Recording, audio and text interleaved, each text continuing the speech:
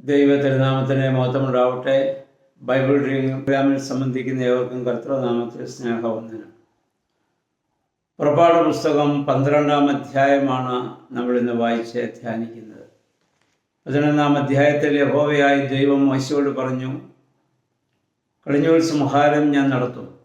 അപ്പോൾ ഫറവോൻ ഇനി നിങ്ങളെ വിട്ടയക്കും.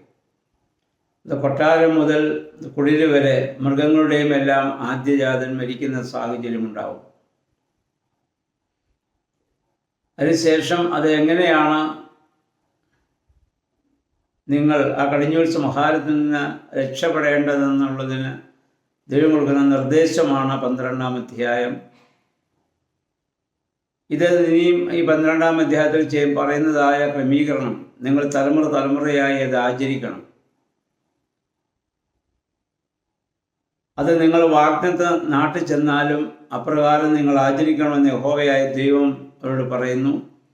ഇതാണ് പെസഹ എന്ന പേരിൽ നമ്മൾ അറിയപ്പെടുന്നത്. പാസ് ഓവർ, കടന്നുപോക്കെന്നാണ് ആ വാക്കിനർത്ഥം.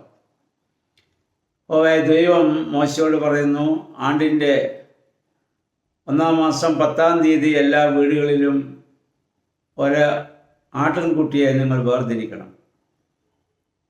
ആട്ടിൻകുട്ടിയെ വേർതിരിക്കുമ്പോൾ അതിന് 1 വയസ്സ് പ്രായമുണ്ടായിരിക്കണം. അത് ആണായിരിക്കണം. അത് ഊനമില്ലാത്തതായിരിക്കണം. ചെമ്മരിയാടിൽ നിന്നോ കോലാടിൽ നിന്നോ ഒക്കെ നിങ്ങൾക്ക് അതിനെ വേർതിരിക്കാം. ഒരാടിനെ ഒരു ഭവനത്തിലുള്ളവർക്ക് എല്ലാവർക്കും കൂടി ഭക്ഷിച്ച് തീർക്കാൻ സാധിക്കുകയില്ല എന്നുണ്ടെങ്കിൽ തൊട്ടടുത്ത ഭവനത്തിലുള്ള ആളുകളുമായി നിങ്ങൾക്ക് അത് ഷെയർ ചെയ്യാവുന്നതാണ്. കാരണം അതിൻ്റെ മാംസം പിന്നെ മിച്ചം വരാൻ പാടില്ല. അതുകൊണ്ട് അപ്രകാരം അത് ഭക്ഷിക്കുവാനുള്ള ക്രമീകരണങ്ങൾ നിങ്ങൾ ചെയ്യണം. 10-ാം തീയതി ആ ആടിനെ വേർതിരിച്ച് നിർത്തണം മറ്റാടുകളിൽ നിന്ന്. 14-ാം തീയതി വരെ അതിനെ സൂക്ഷിക്കണം. നമ്മുടെ കർത്താവ് 30-ാം വയസ്സിൽ പരസ്യ ശുശ്രൂഷ ആരംഭിച്ച് ഏകദേശം 4 വർഷത്തോളം 4 വർഷം അടുത്തായിരുന്നു നമ്മുടെ കർത്താവിൻ്റെ പരസ്യമായ ശുശ്രൂഷ. അതിനെ സൂചിപ്പിക്കുന്നതായ പിതാക്കന്മാർ ഇതുമായി അതിനെ ബന്ധിപ്പിച്ചിട്ടുണ്ട്. 14-ാം തീയതി സന്ധ്യാസമയത്താണ് നിങ്ങൾ അതിനെ അറുക്കേണ്ടത്. സന്ധ്യ എന്നുള്ളത് നമ്മളെ സംബന്ധിച്ചുള്ള ഒരു ദിവസത്തിൻ്റെ അന്ത്യവും യഹൂദനെ സംബന്ധിച്ച് മറ്റൊരു ദിവസത്തിൻ്റെ ആരംഭവുമാണ്. സന്ധ്യ എന്ന് പറഞ്ഞാൽ ന്യായപ്രമാണ യുഗത്തിൻ്റെ അവസാനവും കൃപായുഗത്തിൻ്റെ ആരംഭവുമായി നമ്മളിതിനെ കാണാവുന്നതാണ്. യേശുവിൻ്റെ കാൽവറി യാഗത്തോടുകൂടി ന്യായപ്രമാണ യുഗം അവസാനിക്കുകയും മറ്റൊരു യുഗം ആരംഭിക്കുകയും ചെയ്യുകയാണ്. അപ്പോൾ അതിൻ്റെ ഒരു നിഴലായി ഇതിനെ നമുക്ക് കാണാവുന്നതാണ്. എന്നിട്ട് ആടിനെ കൊന്നിട്ട് അതിൻ്റെ രക്തം കുറേ നിങ്ങൾ എടുത്തിട്ട് കട്ടിളപ്പൊടിമേലും നിങ്ങളുടെ കുറുമ്പൊടിമേലും ഈസോപ്പ് തണ്ടുകൊണ്ട് അതിനെ നിങ്ങൾ തളിക്കണം. ഈസോപ്പ് എന്ന് പറയുന്നത് അന്ന് ആ നാട്ടിൽ അവരുടെ ഇടയിൽ ഉണ്ടായിരുന്ന ഒരു ചെറിയ സസ്യമാണ്. അതിൻ്റെ ആ ഇലകൾ കൊണ്ട് വേണം ഈ രക്തം അത് തളിക്കുവാൻ. ഇത് നമ്മുടെ കർത്താവിൻ്റെ രക്തത്താൽ സകല ജാതികളും സകല മനുഷ്യരും രക്ഷപ്പെടാൻ പോകുന്നതിൻ്റെ സൂചനയായി പഴയ നിയമത്തിൽ ഇത് സംഭവിക്കുകയാണ്. വിശുദ്ധ കുർബാനയുടെ ഒരു നിഴലായും ഇതിനെ നമുക്ക് ഇനി കാണാവുന്നതാണ്. പിന്നെ അവർ കൊടുക്കുന്നതായ നിയമം ഇതാണ്: ഈ മാംസം തീയിൽ ചുട്ടതായിരിക്കണം.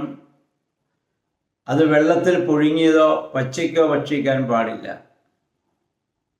വിശുദ്ധ കുർബാനയുടെ അപ്പം നമ്മൾ ചുട്ടാണ് എടുക്കുന്നത്. അത് പുഴുങ്ങിയോ മറ്റു രീതിയിലോ അല്ല.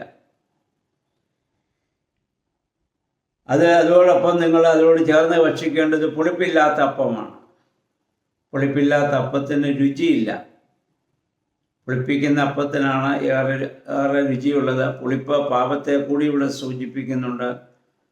പാപകരമായ ജീവിതമാണ് ജഡസംബന്ധമായി ചിന്തിക്കുമ്പോൾ ജഡത്തിന് സുഖവും സന്തോഷവും ഒക്കെ നൽകുന്നത്. അതിൽ നിന്ന് പാപകരമല്ലാത്തൊരു ജീവിതം ലോകസംബന്ധമായി ചിന്തിക്കുമ്പോൾ അത്ര സുഖകരമായി നമുക്ക് തോന്നുകയില്ല. അതുകൊണ്ട് പുളിപ്പില്ലാത്ത അപ്പം നിങ്ങൾ ഭക്ഷിക്കണമെന്നുള്ളതാണ്. പിറ്റേ ദിവസത്തേക്ക് അത് ശേഷിപ്പിക്കരുത്. അങ്ങനെ ശേഷിപ്പ് വന്നാൽ അത് അഗ്നിയിൽ കത്തിച്ച് കളയണം. വിശുദ്ധ കുർബാനയെ നമ്മൾ അപ്രകാരമാണ് ചെയ്യുന്നത്. ആളുകൾ ഭക്ഷിച്ചതിന് ശേഷം മിച്ചം വന്നാൽ നമ്മളത് പിന്നീട് അഗ്നിയിലത് കത്തിക്കുകയാണ് അത് ചെയ്യുന്നത്. അത് ഭക്ഷിക്കേണ്ട രീതി അരകെട്ടി അത് ചെരുപ്പിട്ട് വടി പിടിച്ച് വളരെ കയ്പ് ചീരയോടുകൂടി തിടുക്കത്തോടുകൂടി അത് ഭക്ഷിക്കണം. കയ്പ് ചീര പീഡാനുഭവത്തെ, കർത്താവിൻ്റെ കഷ്ടാനുഭവത്തെയാണ് ഇവിടെ സൂചിപ്പിക്കുന്നത്. എന്ന് പറഞ്ഞാൽ നിങ്ങൾ യാത്രയ്ക്ക് എപ്പോഴും ഒരുങ്ങി നിൽക്കുന്ന ആ രീതിയിൽ വേണം അത് ഭക്ഷിക്കുവാൻ. കാരണം അന്ന് രാത്രി നിങ്ങളെ അവിടെ നിന്ന് വിടുവിക്കാൻ പോകുകയാണ്. അന്ന് രാത്രി കടിഞ്ഞൂൽ സംഹാരകൻ വരും. സംഹാരദൂതൻ മിസ്രൈമിലെ എല്ലാ ഭവനങ്ങളിലും പ്രവേശിച്ച് ആദിജാതന്മാരെ വധിക്കും. എന്നാൽ ഈ രക്തം പുരണ്ടതായ കട്ടിളപ്പടിമേൽ ഈ രക്തത്തിന് അടയാളമുള്ള ഒരു ഭവനത്തിലും അവൻ പ്രവേശിക്കുകയില്ല. പ്രിയമുള്ളവരെ, നമ്മുടെയും കുടുംബങ്ങളിൽ ആ പുരോഗതാശയിൽ നമ്മൾ കുരിശടയാളം കട്ടിളപ്പടിമേൽ നമ്മൾ വരയ്ക്കുന്നത് ഈ ഒരു അർത്ഥത്തിൽ തന്നെയാണ്. ഇനി ഇത് നിങ്ങൾ തലമുറയായി നിങ്ങളിത് ആചരിക്കേണ്ടതായിട്ടുണ്ട്. മിസ്രൈമിൽ നിങ്ങൾ ഇനിയും മിസ്രൈമിൽ നിന്ന് കനാനിൽ ചെന്നാലും ഇത് ആചരിക്കണമെന്നുള്ളതാണ്. എന്നിട്ട് പറഞ്ഞു, അത് ആചരിക്കുന്ന സമയത്ത് നിങ്ങളുടെ കുഞ്ഞുങ്ങൾക്ക് നിങ്ങളിത് പറഞ്ഞു കൊടുക്കണം. നിങ്ങൾക്ക് ലഭിച്ച അത്ഭുതകരമായ വിടുതലിനെ കുറിച്ച് തലമുറകളോട് നിങ്ങളത് പറഞ്ഞു കൊടുക്കണം. നമ്മൾ വായിക്കുന്നു, അന്ന് രാത്രി സംഹാരദൂതൻ വന്നു. ഫറവോൻ്റെ ആ കുടുംബം മുതൽ കുടിൽ വരെ ആദിജാതന്മാരൊക്കെ സംഹരിക്കപ്പെടുന്ന ഒരു സാഹചര്യം. ആ സംഹാരം നടക്കാത്ത ഒരു ഭവനവുമില്ലായിരുന്നു. എന്നാൽ രക്തത്തിൻ്റെ അടയാളമുണ്ടായിരുന്ന ഇസ്രായേൽക്കാരൻ്റെ ഒരു ഭവനത്തിലും സംഹാരദൂതൻ പ്രവേശിച്ചില്ല എന്നുള്ളതാണ്. ഇനിയും നമുക്ക് അവിടെ നിന്ന് യാത്ര പോകുമ്പോൾ പുരുഷന്മാർ മാത്രം 6 ലക്ഷത്തിൽ പരം ആളുകളുണ്ടായിരുന്നു നമ്മൾ കാണുന്നു. ഇപ്പോൾ സ്ത്രീകളെയും കുട്ടികളെയും കൂടെ കൂട്ടുമ്പോൾ എങ്ങനെയായാലും ഒരു 10, 22, 24 അല്ലെങ്കിൽ ഒരു 25 ലക്ഷം ജനങ്ങളെങ്കിലും ഒന്നിച്ചാണ് അവിടെ നിന്ന് യാത്ര ആരംഭിക്കുന്നത്. ഈ 400 വർഷം കൊണ്ട് 70 പേര് ഇത്രയും ജനങ്ങളായി അവിടെ വർദ്ധിച്ചു പെരുകി.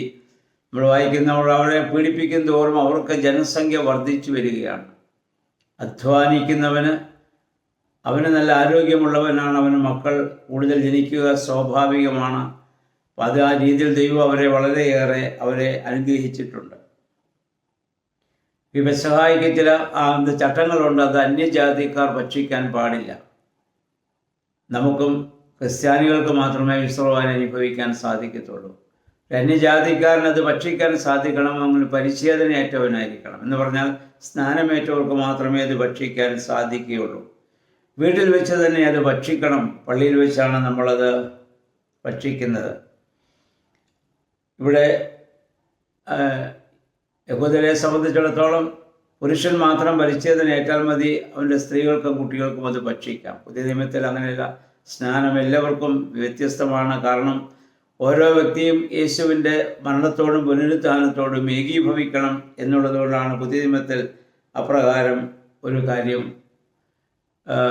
സഭ ക്രമീകരിക്കുവാനുള്ളതായ കാരണവും അതുതന്നെയാണ്. അപ്പോൾ ഈ പെസഹ ആചരണത്തെക്കുറിച്ചാണ്, അത്ഭുതകരമായ അവരുടെ വിടുതലിനെ കുറിച്ചാണ് 12-ാം അധ്യായത്തിൽ നമ്മൾ വായിക്കുന്നത്. ഇത് നമ്മുടെ കർത്താവിൻ്റെ രക്ഷാകരമായ പ്രവർത്തനങ്ങളിലൂടെ കർത്താവിൻ്റെ ജീവിതവുമായി ഇതിൽ ഒരുപാട് താരതമ്യമുണ്ട്. അന്ത്യ അത്താഴത്തിൽ കർത്താവ് പെസഹ കഴിച്ചതിൻ്റെ ഇവിടെ വെച്ച് അത് പൂർത്തീകരിച്ച് പിന്നെ പുതിയ നിയമ പെസഹായിലേക്ക് കർത്താവ് നമ്മളെ വഴി നടത്തുകയാണ് ചെയ്തത്. ഈ ഭാഗങ്ങളൊക്കെ വായിക്കുമ്പോഴും ധ്യാനിക്കുമ്പോഴും നമ്മുടെ സഭയുടെ ആരാധനക്രമത്തെയും ഒക്കെ നമ്മുടെ മനസ്സിൽ ധ്യാനിച്ചുകൊണ്ട് ഈ വേദഭാഗം വായിക്കുവാൻ തക്കോണം ദൈവം നമ്മെ സഹായിക്കട്ടെ. എല്ലാവർക്കും നല്ലൊരു സുഖദിനം ആശംസിക്കുന്നു. ദൈവനാമം മാത്രം മഹത്വപ്പെടുവാൻ ഇടയാവട്ടെ.